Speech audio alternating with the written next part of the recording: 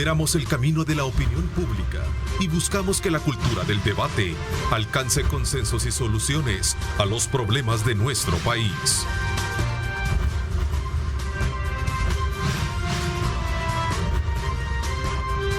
Diálogo con Ernesto López.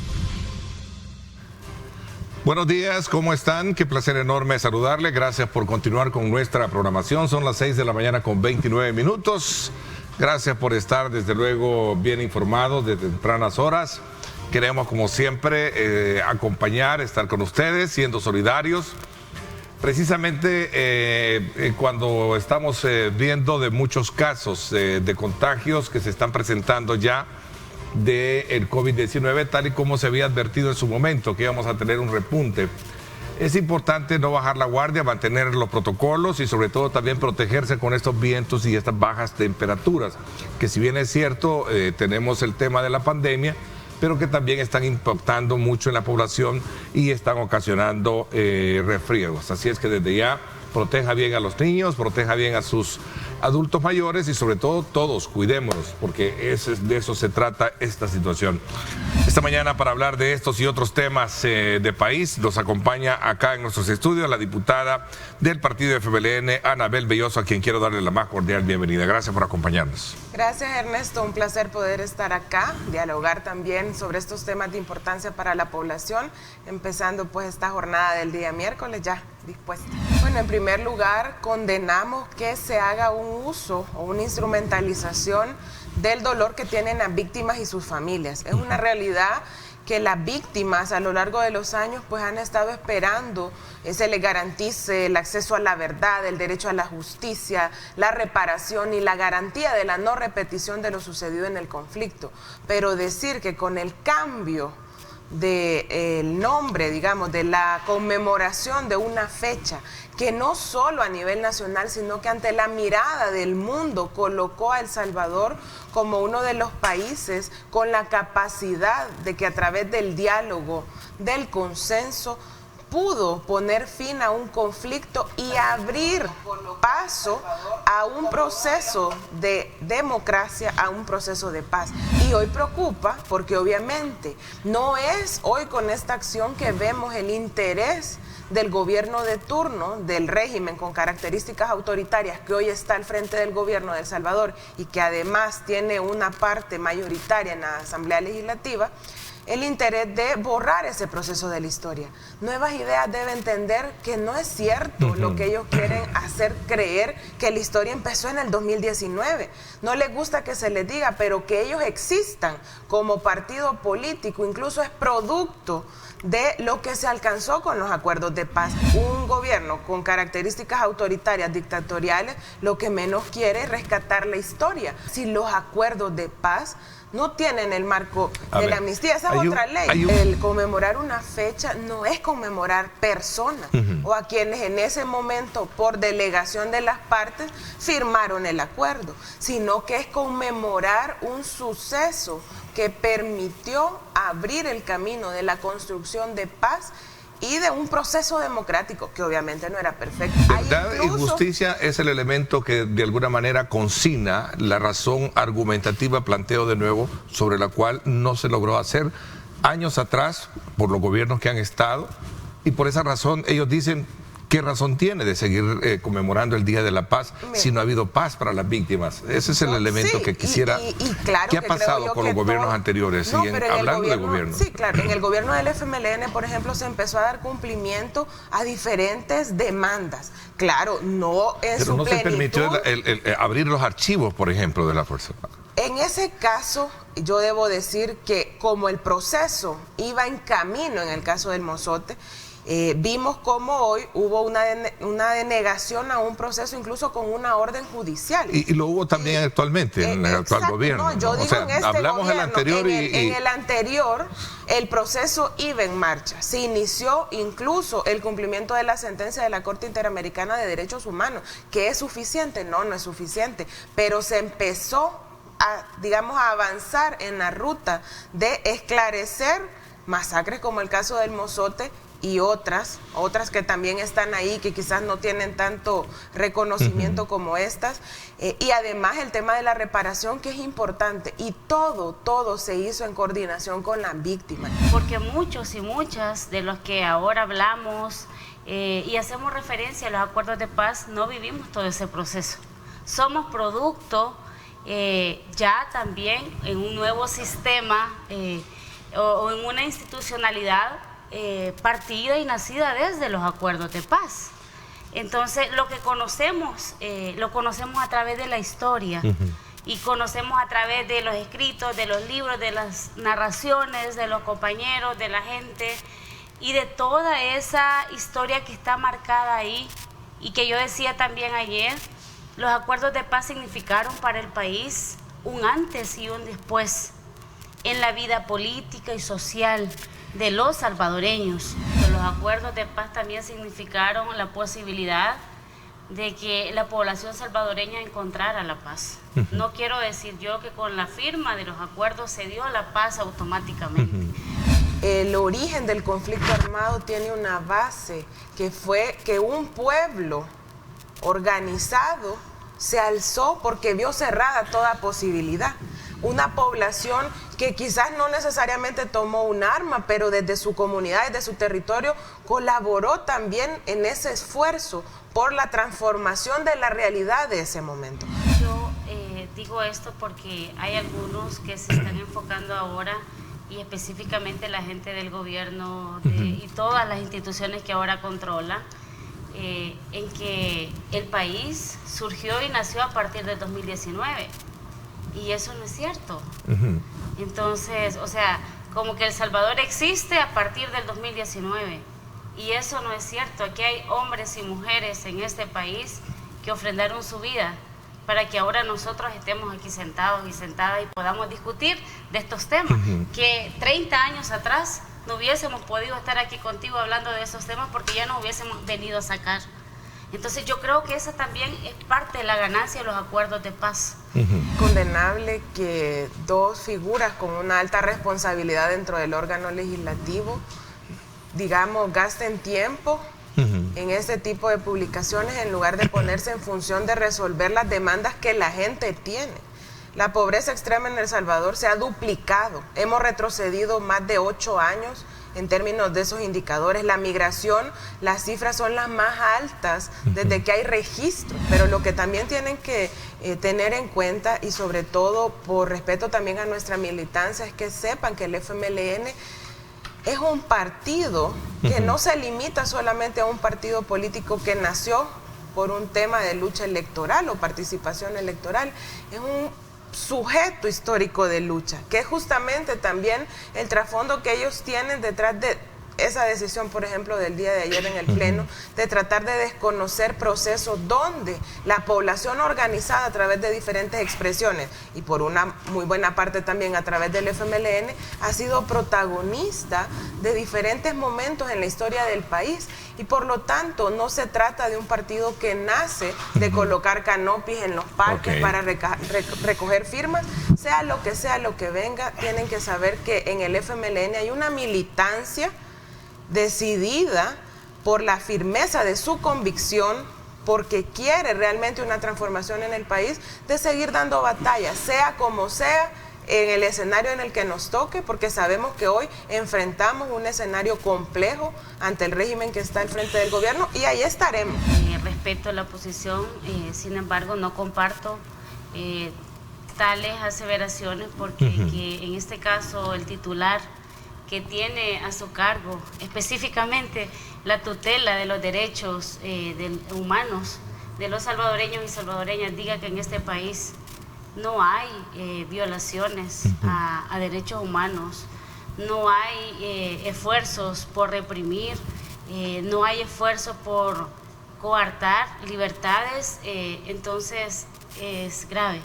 Sí, nosotros desde hace algunos meses atrás ya venimos denunciando el tema de la persecución política, y que no se limita únicamente a quienes estamos militando directamente en los partidos políticos, que obviamente no somos el partido oficial o sus aliados, sino que también esto se traslada a la persecución a las organizaciones sociales, incluso las mismas organizaciones que acompañan a las víctimas del conflicto armado son también ellos víctimas de este tema de la persecución. Tenemos compañeros y compañeras presos y presas políticas, que no se les garantiza sus derechos, que no se les ha garantizado el debido proceso, que se les violenta sus garantías procesales, sus garantías constitucionales.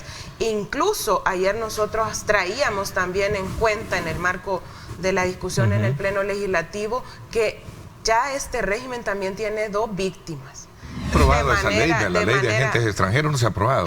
¿Qué factores detienen? Sin duda. Porque entiendo que los votos hay, ¿no? Claro, y tenían dictamen aprobado. Incluso en la comisión incorporaron elementos todavía más peligrosos de criminalización a las organizaciones no gubernamentales, de confiscatorios en términos económicos, porque sabemos que incorporaban un impuesto del 40% sobre los fondos de cooperación, y que la cooperación e incluso algunos países decidieran poner un alto a la cooperación mientras eso no se aclarara. Creo que ha hecho que se detengan por un momento, lo que no quiere decir de que no vayan a aprobarla, porque así actúan en el marco del manejo de los temas y la agenda legislativa. Dejan pasar algún tiempo mientras los temas tal vez cambian, o ellos levantan cortinas de humo, porque también para eso son expertos, y no para trabajar en función de lo que la población está demandando. Y van a terminar aprobando obviamente lo que ellos quieren. A ver, ¿cómo ustedes de alguna manera también valoran o interpretan estos acontecimientos? Justamente eso mismo que se ha venido planteando, y es que un tema tan sensible que conmocionó y que sigue conmocionando a todos y a todas dentro y fuera del país, creo yo que pierde legitimidad ahora este tema en manos de una sala que sabemos cómo ha llegado ahí, que sabemos cómo fue nombrada, cómo fue impuesta, y que no fue producto de un proceso transparente, de un proceso legalmente establecido. Para investigar crímenes de guerra en la Asamblea Legislativa, porque parte de la argumentación que se hace es de que los 2 bandos cometieron graves errores, crímenes durante el conflicto, y estos han quedado impunes. Yo acá debo traer el antecedente que hay un informe dado de la Comisión de la Verdad donde establecen en la mayor parte de casos las responsabilidades en el marco de lo sucedido en el conflicto armado. No tengo ahorita el porcentaje exacto, pero recuerdo que ronda entre el 93 y 95% del caso de los crímenes de guerra, de los crímenes de lesa humanidad, que fueron responsabilidad del Estado en aquel momento. En su discurso también algo que les ha rendido frutos en cuanto a querer equiparar, por ejemplo, al Frente con Arena, cuando somos diametralmente diferentes, tenemos diferencias ideológicas muy marcadas, y por lo tanto no es cierto que puedan sostener esto por mucho tiempo. Bastaría ver ya en las próximas elecciones Arena y al FMLN con una candidatura presidencial unidos en un proceso electoral. ¿Es tanto así la cosa que podría ser? Es esa parte de su campaña. Ellos viven en una campaña electoral permanente, pero a lo que deben tener en cuenta es que la población en el día a día choca con una realidad en la que ellos, obviamente, por incapacidad, por conveniencia o quién sabe por qué, no están atendiendo esas demandas de la gente. Ya siento yo que estamos llegando a un nivel, y la población también está llegando a un nivel de cansancio, donde escucha los mismos discursos constantemente. Fíjate que un tema importante se puede estar discutiendo en la Asamblea Legislativa y terminan con el mismo discurso. Mujeres salvadoreñas vamos a estar ahí el próximo domingo acompañando a la población por supuesto en las demandas no satisfechas y no sentidas desde el gobierno central. Y además estar en la calle para nosotros no es algo que se limite a este periodo. Permanentemente siempre hemos participado en acciones, en las marchas del 1 de mayo, en el de las mujeres. En fin, es algo que nosotros consideramos que es otra de las formas de expresión y además parte de los derechos que como ciudadanas también tenemos de organizarnos, de movilizar. Quiero darle la más cordial bienvenida a Eduardo Escobar, director ejecutivo de Acción Ciudadana. Gracias por acompañarnos, Eduardo. Feliz año nuevo, por cierto. No, igual, Ernesto, feliz año y siempre a las órdenes para acompañarte en el programa. Es que desde el punto de vista político, los acuerdos de paz fueron o nos permitieron como país transitar de un contexto donde se trataban de resolver las conflictividades sociales con las balas a pasar a la política. O sea, que la política fuera el mecanismo para resolver los problemas sociales. Esa, desde mi punto de vista, eso es lo que hay que conmemorar.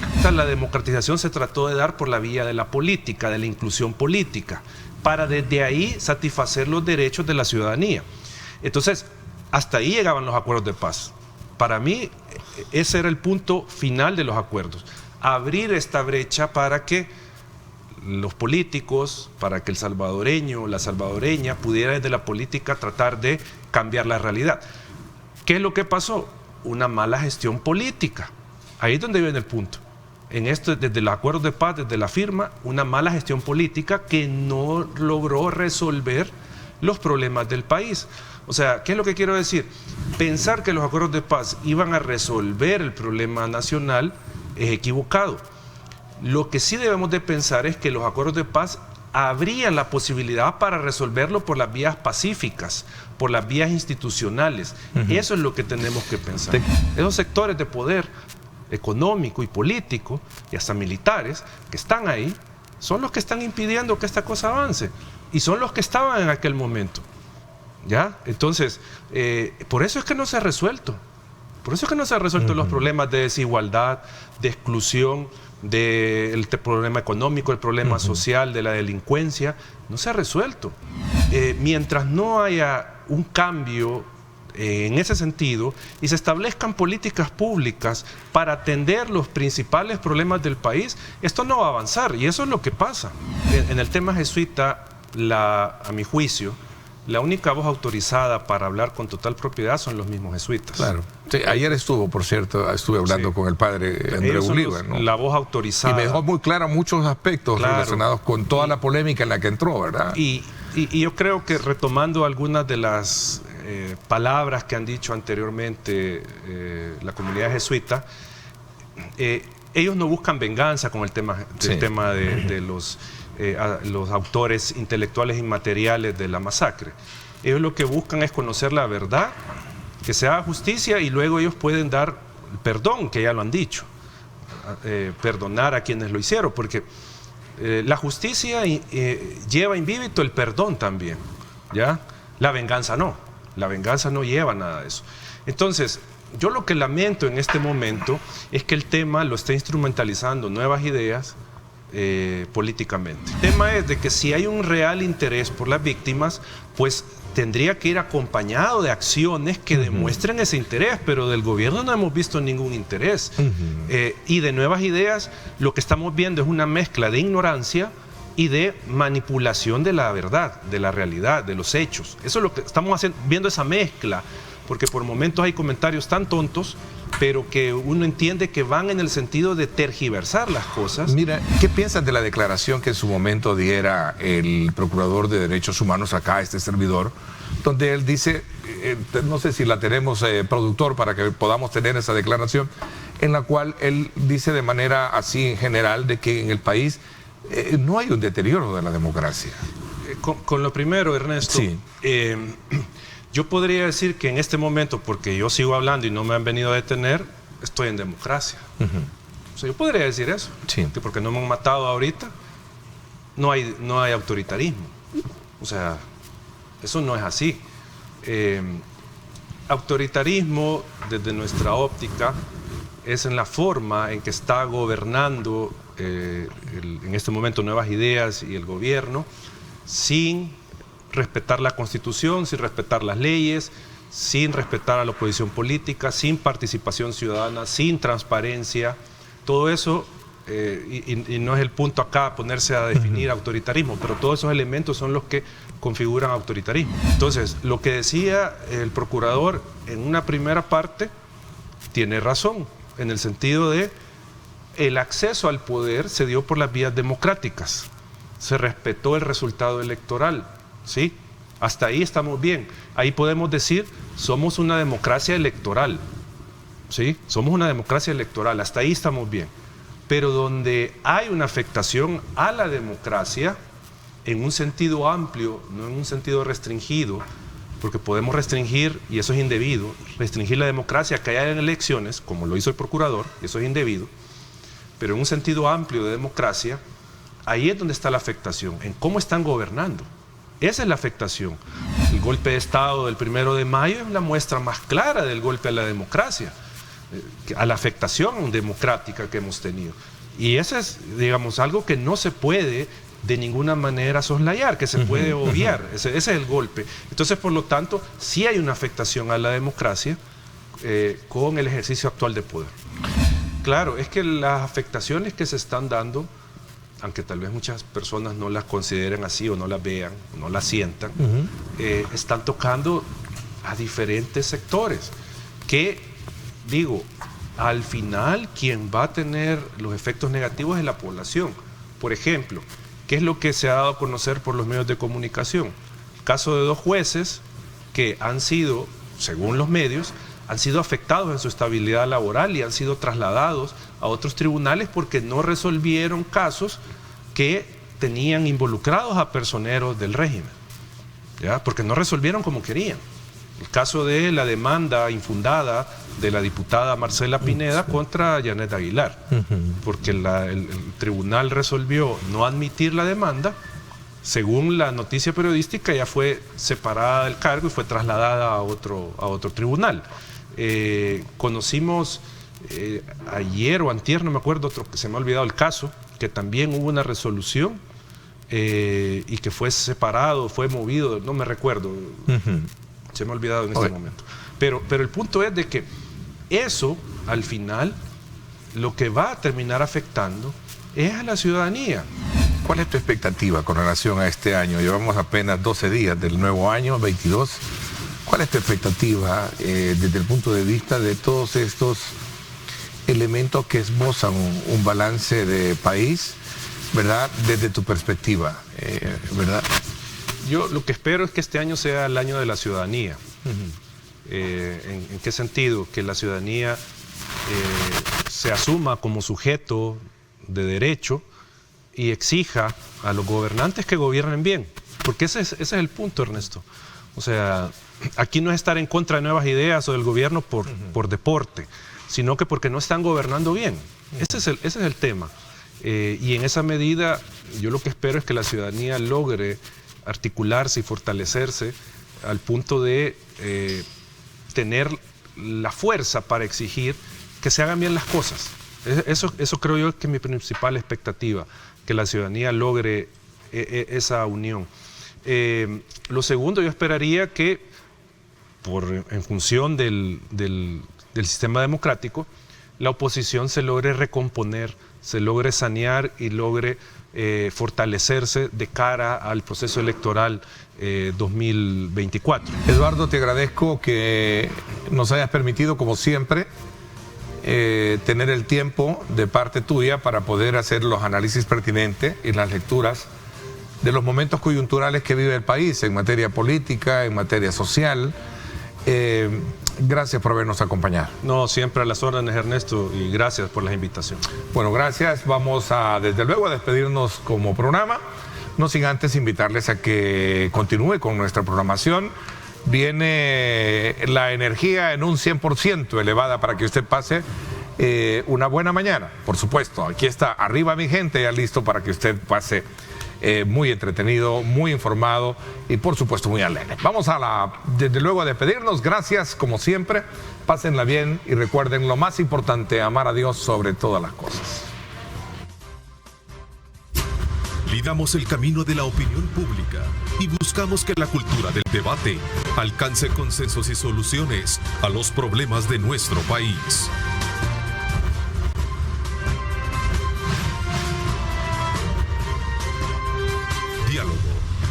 Ernesto López.